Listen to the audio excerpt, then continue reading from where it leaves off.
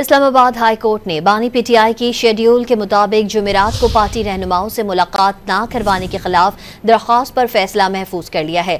मजीद जानते हैं don news के नुमाइंदे ताहिर नसीर से। जी ताहिर, बताइएगा कब तक सुनाया जाएगा फैसला?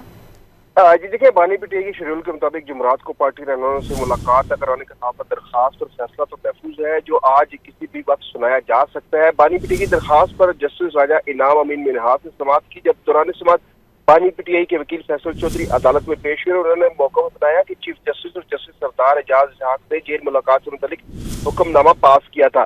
सुप्रिंटेंडेंट अडयाला जेल के भी नोटिस हुआ, जवाब मांगा गया। बानी पीटीआई की पिछले से मुलाकात का भी हुक्म हुआ।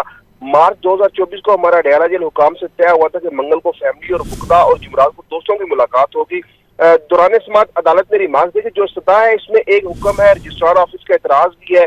फैसल चौधरी ने अदालत को आगाह किया कि 6 फरवरी का हुक्मनामा और ये जो तमाम हुक्म है इन पर अमल नहीं किया जा रहा। एक दरखास्त कल चीफ साहब के पास लगी है, सुबह सुप्रिंटेंडेंट ने पेश बनाया। इस दरखास्त के साथ अदालत के दोनों फैसले मुंसलिक है, बाकी हुक्मनामे इनसे मुतल्लिक नहीं है। सुप्रिंटेंडेंट का अपना बयान भी मौजूद है, जिसकी रोशनी में 8 नवंबर का हुक्मनामा हुआ था। राजा इनाम अमीन मिनहास से ये दौरान समाअत रिमार्क दी, चले देख लेते हैं, मैं इस दरखास्त पर बाज़ाब्ता हुक्मनामा जारी करूंगा।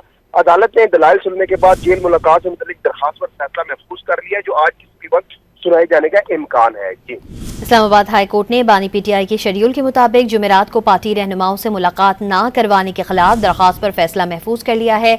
अपडेट कर रहे थे ताहिर नसीर, आपका बहुत शुक्रिया।